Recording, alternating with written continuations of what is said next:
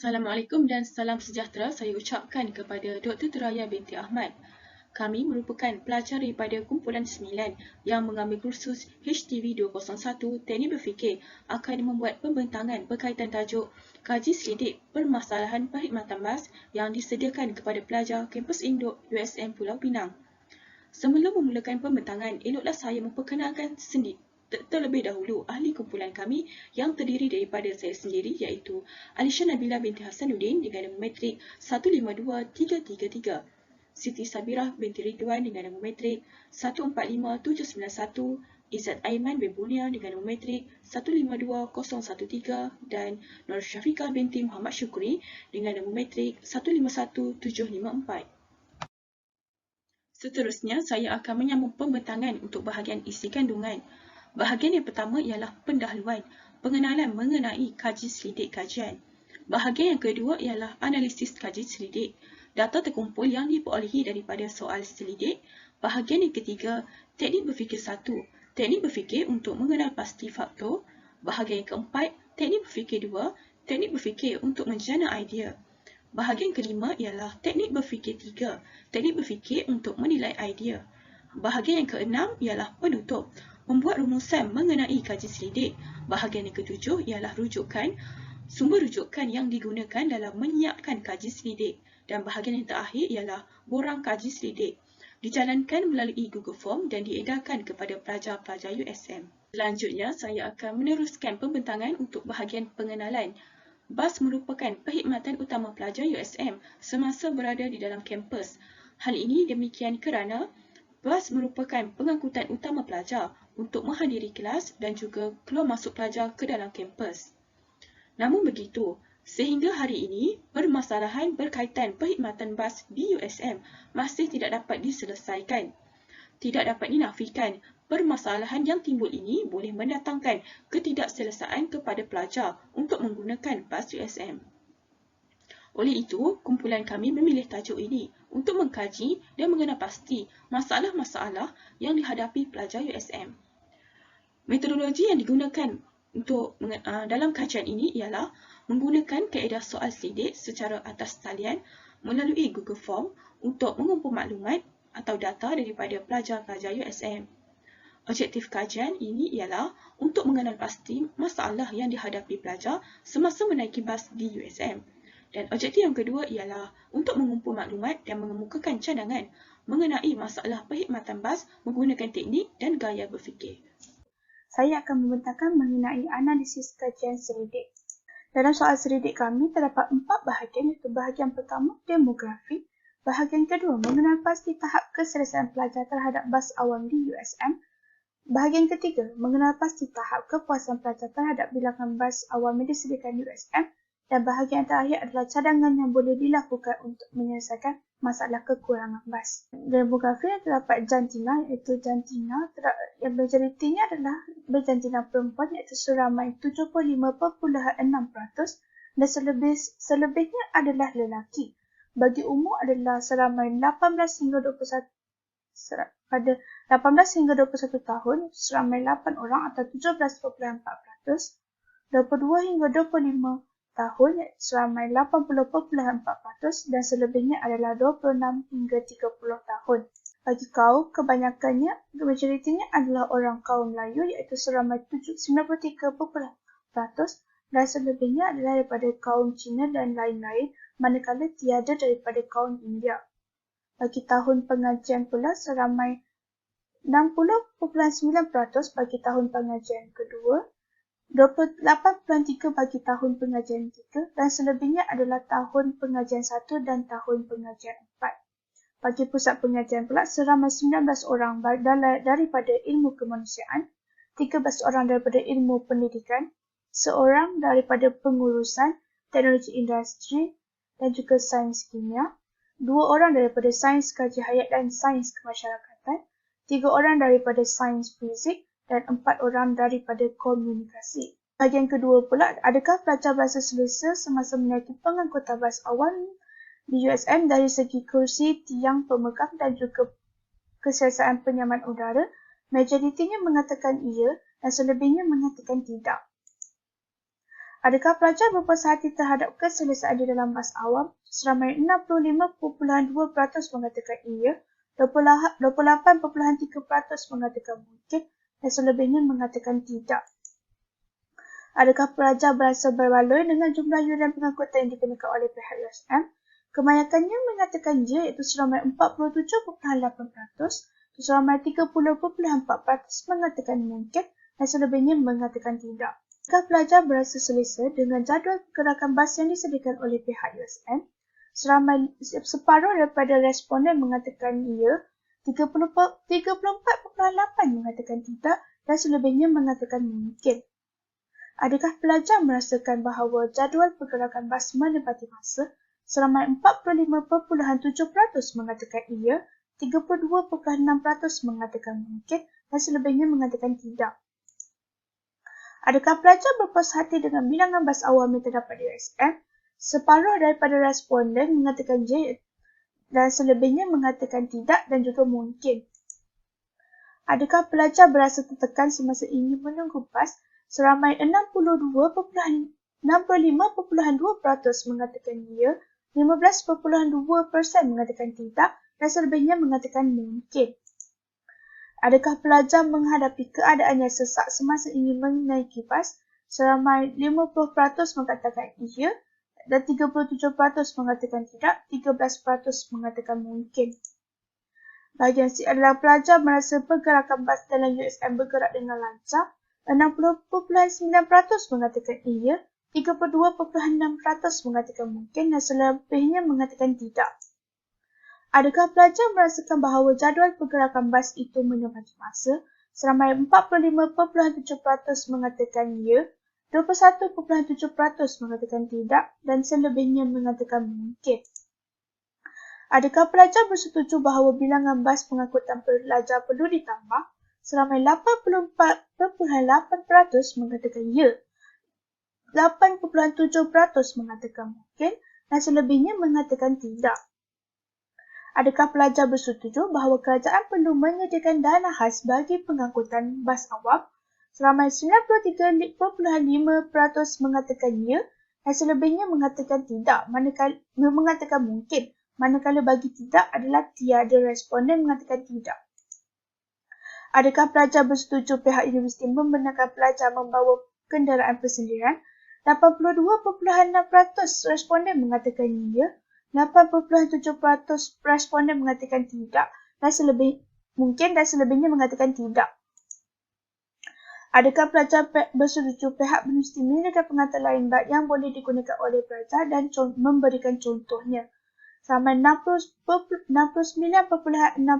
mengatakan iya, 13% mengatakan mungkin dan selebihnya mengatakan tidak. Dan bagi contoh-contohnya pula adalah pelajar mengemukakan mungkin pihak universiti boleh menyediakan dari segi pengangkutan awam yang lain seperti basikal, motosikal sewa, pengangkutan awam ke luar kawasan Universiti Sains Malaysia, Grab di dalam universiti dan juga pengangkutan yang mempunyai tambang yang murah. Jadi ini sahaja daripada soal analisis yang Terima kasih saya ucapkan kepada saudari pembentang sebentar tadi. Baiklah, saya akan menyambung pembentangan berkaitan bahagian teknik berfikir 1 iaitu kenal pasti faktor. Teknik berfikir yang digunakan untuk mengenal pasti faktor ialah CAF atau dikenali juga sebagai Consider All Factors. Teknik berfikir CAF digunakan untuk mengenal pasti semua faktor atau punca yang berkaitan isu yang dikaji.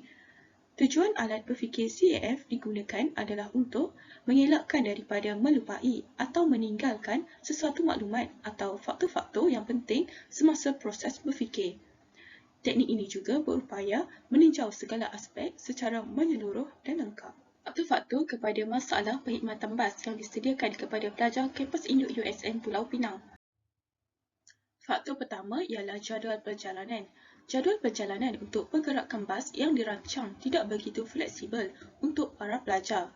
Hal ini demikian kerana berlaku kelewatan untuk bas sampai mengambil para pelajar di tempat-tempat yang telah ditetapkan. Tidak dapat dinafikan bahawa jadual perjalanan bas juga akan terganggu sekiranya keadaan lalu lintas di dalam USM mengalami kesesakan. Justru, pelajar perlu menunggu dalam kadar masa yang panjang untuk bas mengambil mereka. Keadaan ini secara tidak langsung boleh menyebabkan para pelajar hadir lewat ke kelas. Dengan itu akan menimbulkan rasa kemarahan dalam diri para pelajar. Faktor yang kedua ialah kualiti bas. Kualiti bas yang berada dalam keadaan yang kurang memuaskan. Misalnya, pendingin hawa tidak dapat berfungsi dengan baik. Keadaan ini mengakibatkan pelajar perlu berpanas untuk seketika waktu sebelum tiba ke destinasi mereka. Masalah ini terjadi kerana pengusaha bas tidak menyelenggara mengikut waktu yang telah ditetapkan. Dengan itu, banyak kerosakan lain boleh turut berlaku. Sesungguhnya, kualiti perkhidmatan bas yang tidak baik akan mengganggu tahap keselesaan para pelajar untuk menggunakan bas di dalam USM. Faktor yang ketiga iaitu ruang menunggu. Keadaan ruangan menunggu yang sempit boleh menimbulkan masalah kepada perkhidmatan bas di USM. Hal ini demikian kerana para pelajar perlu bersesak ketika waktu punca untuk menunggu bas iaitu selepas tamatnya sesi kuliah di universiti. Sekiranya pelajar hadir lewat di hentian bas, mereka perlu berdiri jika ruangan menunggu sudah penuh. Keadaan tersebut menyebabkan pelajar perlu hadir awal untuk menunggu bas dan mereka juga akan saling berebut antara satu sama lain. Lantaran itu, pihak universiti perlu memperbanyakkan ruangan menunggu terutamanya di kawasan yang mempunyai bilangan pelajar yang ramai. Faktor yang keempat ialah pemandu bas. Sikap pemandu bas yang sambil lewat boleh menyumbang kepada masalah perkhidmatan bas di USM. Hal ini demikian kerana terdapat segelintir pemandu bas yang tidak menepati masa seperti dirancang untuk mengambil para pelajar. Selain itu, terdapat juga pemandu bas dalam keadaan yang berusia. Tidak dapat dinafikan, pengambilan pemandu bas yang terlalu berusia boleh menimbulkan masalah kesihatan seperti mereka akan mengalami tahap penglihatan yang kurang memuaskan. Dengan itu, ia boleh membahayakan keselamatan para pelajar semasa menaiki bas. Oleh itu, pemilihan pemandu perlu dilakukan dengan lebih tepat oleh pihak universiti. Faktor yang kelima pula ialah keadaan jalan. Keadaan jalan yang tidak diturap dengan baik boleh turut menyumbang kepada masalah perkhidmatan bas di USM. Selain itu, terdapat juga keadaan jalan yang berbukit dan berlubang di dalam kampus. Hal ini boleh menimbulkan rasa takut dan membahayakan nyawa para pelajar. Keadaan jalan yang baik bukan sahaja penting untuk perkhidmatan bas, malah untuk kenderaan-kenderaan lain iaitu seperti motosikal, kereta dan basikal. Sesungguhnya, bas mempunyai ketinggian yang tinggi lalu mendatangkan kerisauan kepada para pelajar jika melalui jalan yang tidak rata semasa berada di dalam kampus. Terima kasih kepada pembentang Saudari Alisha. Jadi seterusnya saya akan meneruskan pembentangan hari ini dengan penjanaan idea bagi permasalahan perkhidmatan bas yang disediakan kepada pelajar di kampus induk USM Pulau Pinang. Teknik berfikir dua yang digunakan bagi bahagian penjanaan idea ini ialah teknik berfikir APC, iaitu Alternative, Possibilities dan Choices ataupun dalam bahasa Melayunya Alternatif, Kemungkinan, Pilihan. Teknik ini menggalakkan pemikirannya supaya sentiasa berfikiran kreatif dengan menjadikan mereka lebih alternatif, kemungkinan dan ada pilihan dalam membuat sesuatu keputusan dengan tujuan untuk menerbitkan sesuatu idea, kaedah penyelesaian ataupun cara baru untuk melakukan sesuatu. Dengan menggunakan teknik berfikir APC, penjanaan idea yang pertama bagi menyelesaikan permasalahan perkhidmatan bas ialah pihak pengurusan universiti harus mengambil kira jadual pembelajaran bagi setiap pusat pengajian yang terdapat di universiti.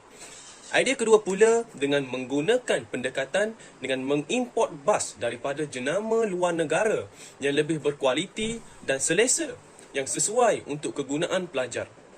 Idea ketiga pula ialah dengan membina satu ruang menunggu yang menyerupai mini dewan di mana dewan tersebut dilengkapi dengan jumlah kerusi yang mencukupi serta juga dilengkapi dengan alat penghawa dingin. Seterusnya, idea keempat ialah dengan memastikan pihak pengurusan melakukan satu saringan yang ketat apabila mahu mengambil pemandu bas untuk bekerja.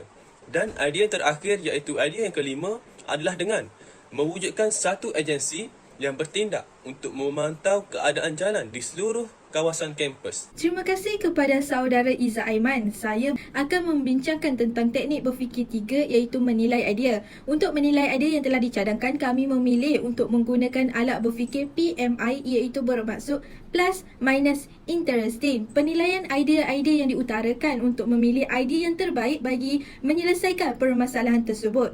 Hal ini membantu dalam mengasingkan sesuatu idea tersebut kepada P, iaitu idea yang diberi kebaikan, manakala M iaitu idea yang memberi keburukan, serta I adalah sesuatu yang menarik tentang idea tersebut.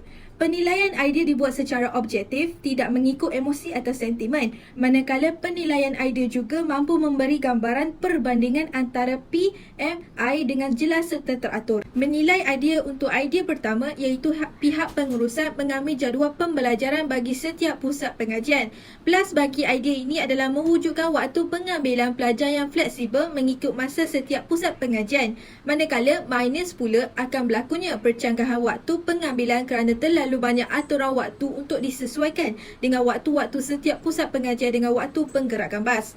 Interesting yang dapat dilihat adalah setiap pelajar daripada pusat pengajian diambil berat hal kebajikannya oleh pihak pengurusan tanpa pilih kasih. Idea kedua adalah mengeksport bas daripada jenama luar negara yang lebih berkualiti dan selesa sesuai dengan kegunaan pelajar. Plus bagi idea ini adalah terdapatnya kemudahan yang disediakan lebih baik dan berteknologi tinggi serta menjimatkan masa kerana sistem bas yang berkualiti tinggi. Minus pula berlakunya pengeluaran modal dana tinggi oleh kerajaan dan berlakunya persaingan kepada barangan keluaran tempatan seperti permintaan, penghasilan dan penggunaan bas tempatan terjejas kerana terdapatnya pilihan bas asing yang lebih baik kepada pengguna. Interesting adalah kemasukan teknologi baharu untuk dikaji dan perlu inovasi baharu oleh pelajar untuk meningkatkan kualiti penghasilan bas tempatan. Seterusnya, menilai idea ketiga iaitu membina ruang menunggu seperti mini dewan yang dilengkapi dengan jumlah kerusi yang mencukupi serta berhawa dingin. Plus adalah terdapatnya meningkatkan keselesaan dan memberi masa untuk badan pelajar rehat seketika selepas penat berjalan dan sebagainya. Minus idea ini adalah terdapatnya sikap vandalisme dari segelintir pelajar yang suka menconteng sesuatu di dinding mini dewan atau merosakkan kerusi. Manakala akan juga berlakunya pembaziran tenaga elektrik kerana penggunaan penghawa dingin berterusan di mini dewan yang jarang terdapat pelajar menunggu bas di mini dewan tersebut. Interesting pula, pelajar dapat menunggu sambil melakukan pekerjaan lain seperti membaca buku dan sebagainya kerana selesa dengan keadaan tempat menunggu bas. Idea keempat pula, pihak pengurusan perlu melakukan saringan yang lebih ketat apabila mahu mengambil pemandu bas bekerja. Dari idea ini, plusnya adalah memilih pemandu bas yang berkebolehan dalam mengendalikan bas ketika mempunyai masalah dan berperibadi baik dengan pelajar. Minus pula, untuk melakukan saringan tersebut tiada tempoh latihan percubaan untuk pemandu bas memandu bas dengan keadaan jalan raya dalam kampus untuk melihat kecekapan pemandu bas mengawal situasi tertentu. Namun, interesting bagi idea ini dapat menghasilkan layanan dan perkhidmatan yang diberikan oleh pemandu bas untuk keselesaan dan mudah bertoleransi dengan masalah pelajar yang dihadapinya. Idea terakhir dapat mewujudkan satu agensi yang bertindak untuk memantau keadaan jalan raya di seluruh kawasan kampus. Plusnya adalah dapat meningkatkan keselesaan, keselamatan kerana keadaan jalan raya yang kurang berisiko untuk memastikan proses perjalanan berjalan lancar. Manakala minus terdapat agensi yang hanya melakukan pemantauan secara jarang-jarang dan tempoh pemantauan adalah sangat lama sehingga jalan raya mengalami kerosakan yang teruk dan mengakibatkan berlakunya kemalangan. Interesting pula untuk memastikan kualiti keadaan jalan raya dalam kampus sentiasa baik agar memberi gambaran baik kepada orang awam yang datang berurusan dalam kampus. Penilaian idea bagi semua idea-idea tersebut, kami sekumpulan bersetuju untuk memilih idea terbaik adalah pihak pengurusan mengambil jadual pembelajaran bagi setiap pusat pengajian agar dapat menyemak dengan teliti untuk elakkan percanggahan waktu dan menyebarkan jadual pengambilan mengikut waktu tertentu.